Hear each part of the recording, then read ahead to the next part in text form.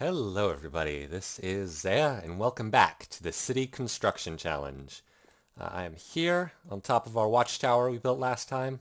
We can see the other two. I'm just trying to get the perspective from all three. It's actually pretty cool. I want to go up there next cause see what the whole town looks like from up there. But yeah, we are on to stage 2 of the City Construction Challenge. We started that last week. We can use stone tools now, all that fancy cool stuff. Today, I want to build up here in this valley like I was talking about last time. Man, I should really have gotten in that boat. Oh well. Um, yeah, we're going to start moving into here, and I've started extending the path this way. I'll show you guys that in a moment. Yeah, we're going to build some more of these houses because we do have to add some more houses in. Which is cool, because I think a lot of the time in Minecraft, we tend to go small scale. Like, if you look at this village, this Minecraft village, there's like 4 or 5 houses. That's not really enough to quantify as a village. In real life, I think a village is like 1,000 people or something. 5 houses is not going to cover that. Obviously, we're not going to get that big scale in here, but I do think our village, we don't really have a village with only 3 houses. We need to add in some more buildings and stuff for us to have an official village going on. Let's see. Oh, I never put... Is this ladder supposed to be missing? Let's go ahead and let's fix that real quick. Whoops. I don't know how that happened. That's really weird. How did I even get up there without a ladder? All right, yeah. Let's go ahead and fix it real quick. There we go. Let's just check out the view and I can explain to you guys what we're going to do today. Yeah, so I flattened the land down there. We're going to build in this section right here. So what happens is we have, along the riverbank, we have our 3 houses with the path and the wheat farm and garden stuff that goes this way. It looks really nice, actually, from up here with the fences, fencing it in. It's a nice, private property with the hobbit holes. What I want to do next is bring the path that we started there up and around here. We're going to have it go upstairs up here and then come around this way. And I think we can have it actually hook up to the village here. We'll have it connect up here. It'll just go up the hill and wind around. And then if you can see there where I put wooden pillars, we can add 2 more houses. I think we need 2 more is the requirement. I'll have to double check that. But, there's room to expand and add more later on. But that, I just saw an opportunity to add 2 more right there. It's this in the same style we did down here. It runs right up against the hill, and I really like this style of house. I think it works really well for this district we're going for. And then we have this huge open space right here, and I have the horse there already, but I do want to build a stable in this space right here. I don't know if we'll get to the stable today, but at least want to get the houses and maybe the layout for the stable going. And then whatever space is not used by the stable, we'll add more of this stuff, like the garden and the wheat farm. Add some trees in here. I want this to be a fairly a lush area. And it is the farming district after all. I think that's what I've gone with. So we got to figure out what we're going to do for these houses. These are going to be, fairly simple, just like the houses we did back here. We have the path leading up here. I just roughed this out. We'll make it more official as we go. We'll probably have slabs leading up here. I don't really know what I want to do for palette. I was thinking I would do like spruce or dark oak or something, and then I realized I don't actually have access to either of those trees. We do have acacia and oak and birch, but just taking a cursory look around, we don't really have any cold climates around here, any taigas. We have a swamp that way. I haven't explored that far, granted, and I could take a horse and go do that. But that's not really something I want to do just yet. I want to stay in the area for right now. So unfortunately, we don't have access to spruce and dark oak. But that's okay. We'll get them eventually, and we'll be able to build with them eventually. But that does mean I'm going to have to figure out a different block choice, a different color palette to go with these 2 houses. I don't really want to go with any repeats because although I am using the same template for all of these houses, I do like having some variety here. In real life, you see houses and I mean, okay, you do see houses that are identical, but I want a village where every house is a little bit different.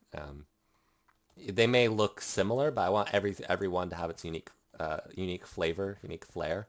So that, this one, it's like oak and birch. That one's birch and oak. That one's acacia and birch. So we could do oak and acacia maybe. I don't know. We could also use stone But I think for now I'm going to stray away from using stone unless it's for something like this. Unless it's for a fortification or a much more official building like the town hall. We might use stone in the town hall. Another idea I had is using clay. Because clay is... we can use clay now because we can cook it in a furnace to make hardened clay. And it's not strictly stone. It's like a less important material than stone. It's less solid material. It doesn't seem as, I don't know how to put it, expensive as stone. It's a good material. You know, like we have clay houses in real life, and they're okay. You know, they're a step up from dirt houses, which are what these basically are. These are facades built into the sides of dirt hills, and I think adding hardened clay would not look out of place. So we just have to figure out the color. We're kind of limited on dyes at the moment. I don't really have the capability to go deep enough underground to mine lapis at the moment. So blue is out of the question. We could go white, but that's kind of boring. So we'll probably end up going something like red or yellow, since those are the flowers we have around and the dyes we have easy access to. Okay, I've rounded up a few potential colors we can use for these houses. Worked on these facades a little bit, brought out the hills a little bit. I like having a little bit of an overhang, dirt-wise, over the hill. Makes it feel more, I don't know, makes the house feel more like a hobbit hole, which is sort of, you know, the effect I'm going for. So I found a few dyes. I realized there's a lot of squid around, so I killed some of those. I have some ink sacs. We could try black. Red is probably going to be what we're going to want to go for. So I'm going to try some red here. But basically I've completed these facades, and basically what we want to figure out is... They're called terracotta now. I completely forgot that. Not hardened clay. Sorry, that's going to be a habit that's going to be hard to break. Terracotta. What color terracotta we want to use for the trim here? So I think red will look good for at least one of them. So let's just try that out, see how it looks. Because we don't have many colors available to us. So it's either that or yellow. The red doesn't look that bad. It's not as bright as I was hoping. That makes pink. We could try pink. Let's go ahead and try the yellow. I'm not too worried about wasting hardened clay. I can always go collect more, and I'm sure I'll use the other colors eventually. Yeah, let's try yellow. I like the red's fine. It's muted. It goes well with the oak. Yeah, I mean we could definitely use the red for sure. And well, we would likely use this color in the interior as well. But let's try the yellow, because it'll be a little brighter. And it might stand out a little more. But there's also the fact that it's yellow. And I don't like yellow as a color as much. Yeah, I think I like the red better. It's not as bright, but I don't know. Not everything around here needs to be bright. We have lots of bright flowers and stuff around anyway.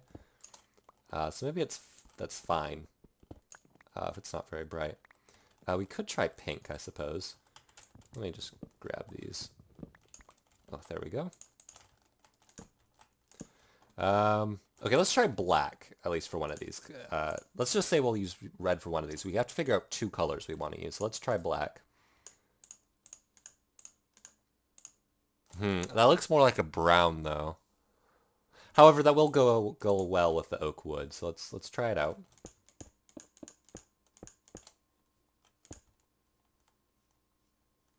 Yeah, that's nice, actually. That's nice.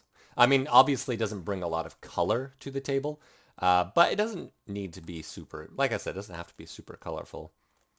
I don't want these to be clown houses. I just want a little bit of contrast like we have with the birch and the oak. I like that. I like how dark it is. Huh. And that would be nice for some, some trim on the inside as well. Don't know about this. Red might work. Should I try pink? Let's see, what other colors can we do? We can do light gray. I don't know if I want to try light gray, though. It's going to be kind of boring. Yeah, let's not do light gray. Let's try pink, I guess. Yeah, why not? It's interesting, because the colors don't ever turn out quite like you think when they're put onto the hardened clay.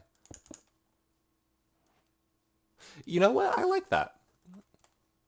I I do like that. I'm trying to think of different wood types would look good with this. Maybe acacia would look better with pink. I don't know, it's kind of orangey. The acacia would probably look good with red. Huh.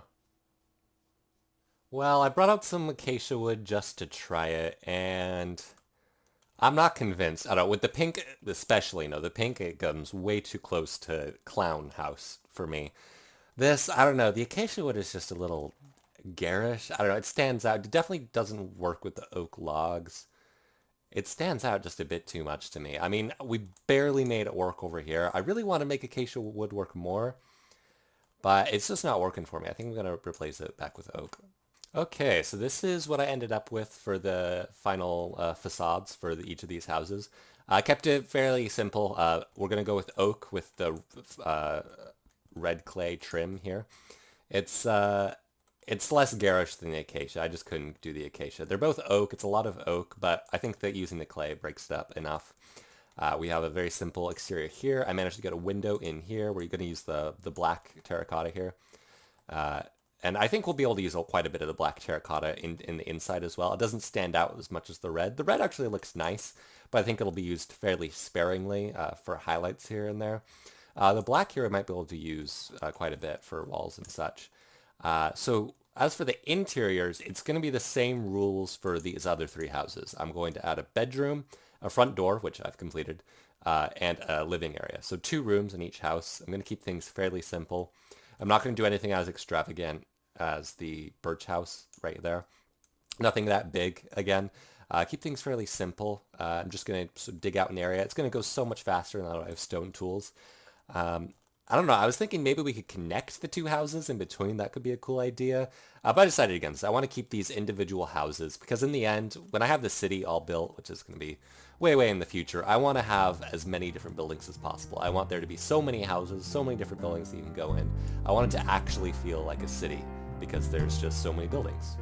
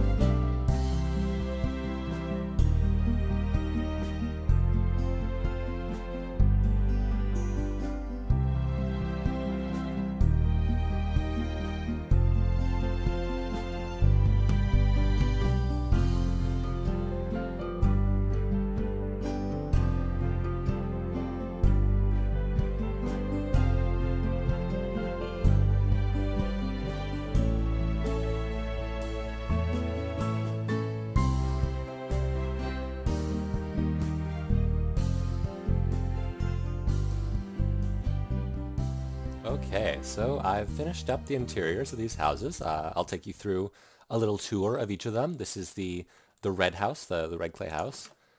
Pretty simple. I went easy on the red. I didn't want to overdo it because I think too much red would have made it stand out. So I put just red in the walls here, and then I have a little chair. This is our living room, chair and table. This is the bedroom right here. That's actually missing a door. Let's fix that real quick.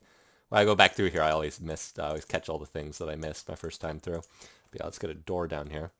And it's also, both of these houses are missing beds. Actually, let's do that the other way. Both these houses are missing beds. I don't have the wool currently for beds. This is the bedroom. It's nice. I actually decided to not go with the dirt ceiling. Well, I did here, but not for this bedroom. I don't know. I wanted to try out a beam, and I think it looks pretty cool. I did acacia flooring here just because I wanted to mix up the flooring. I mean, it's okay. Kind of goes with the red. It's not the best. I just really wanted an excuse to use acacia. I feel like it's a block that never gets used, and I wanted to use it. I'll probably never use it again. But yeah, plan is the bed goes right here. I don't have the wool currently because I killed all the sheep around. There's like 2 left, but I'm going to have to round those up and start a sheep farm. Which should be easy enough. We have wheat. I can just put them in a fenced off area and start breeding them. That way we can get enough wool for the beds, but I'll have to put that down probably next episode because there's no way I can breed enough in time. But yeah, that's where the bed will go, and once I place that down, this house will be completed. What I did here is I left it as a dirt ceiling, and then I had sort of wood stairs around to act like it's holding it up. Because I like the idea of having dirt ceilings for these. You know, it's not... Yeah, I want to incorporate it into the hill. I don't want to make it just an underground house. But I want it to make structural sense, so having the dirt be held up there. So that's the red house, and then the brown one is a little bigger. We have a chest in this one. I'm trying to mix up what I put in each of these. I kind of did the same thing with the stairs, only a little different with pillars. The bedroom is right through here, and I'll probably put the bed somewhere around here. This room could use a bit more decoration. I could probably do with a painting here or here, something like that. But again, for that, I need more wool. We have a window in here that can be opened or closed, which is pretty awesome. Crafting bench, and yeah, more dirt ceiling. Yeah, so I like this house especially. I love the brown, or sorry, the black terracotta as the walls. I think that works really well, actually. Wouldn't have worked the red, but the darker color works tremendously, I think. Let's go take a look from atop our first house over here. See what it looks like. Yeah, that's not bad. I mean, it'll look so much better when we have, you know, more paths and buildings all over the place, but it looks really nice. We have this path that goes along here, down here. Let's try to spruce up this path a little bit. For right now, it's going to just curve around here and link up to the village there. Let's make a shovel so we can make this path a little bit better. Don't have any stone on me, so we're back to wood tools. I promised I'd never make this again. Let's just get this a little less rugged, shall we? Yeah, so this is going to go up there, and then it's going to curve back around down here. We're going to have a stable right here. And I have a few ideas in mind for the design of the stable. I also want to get some trees growing here, and let's just put down like some flowers and stuff along this path, make these houses look a little better. Just stuff like this, spruce up. If I had bone meal, what I need to do is stop sleeping through the night and kill some skeletons. I'm terrified of doing that because I know I'm gonna die, but it's something I gotta do because bone meal is gonna be really helpful to just spruce this area up. So yeah, I should really do that. But yeah, that looks nice, and we're gonna continue this path along here, meld it with the village. It's gonna wind back around here. We'll have a dock here, stable here. No idea where I'm going to put the town hall, but I suppose we'll figure that out. Anyway, that's going to be about it for today. We got another requirement done, the two extra houses for stage 2 of the city construction challenge. Technically, it's not completely done because we still have to add the beds, but we'll do that first thing next episode. Next episode, we will work on the stable, I think. I'm really excited to work on that. It's a unique build. We'll be breaking away from the standard houses we've been doing and build something a little more unique, a little more fun, I think. I mean, houses are fun too, but they do get a little repetitive after a while because you need a lot of kind of small dinky houses to make the feeling of a town. But I think it's really coming together into something that feels like a little village or town, or not a city quite yet, but it will. Eventually, I would like to get villagers occupying these houses. It's so lucky that we spawned right next to a village, honestly, upon world generation, because we can get villagers actually living in these houses and have a populated city. Because that's what was my biggest fear starting this challenge, that, okay, it's really cool. I've always wanted to build a city in Minecraft, but it's just going to feel so empty with only me inhabiting it.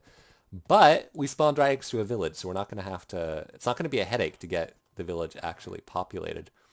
So that's something we should work on in the future as well. But we'll probably want a few more houses before I invest time into that. So stable right here next time. I think that's the plan. But anyway, I think that's about it for today's episode. So thank you all for watching, of course, and I will see you guys in the next one. Bye-bye.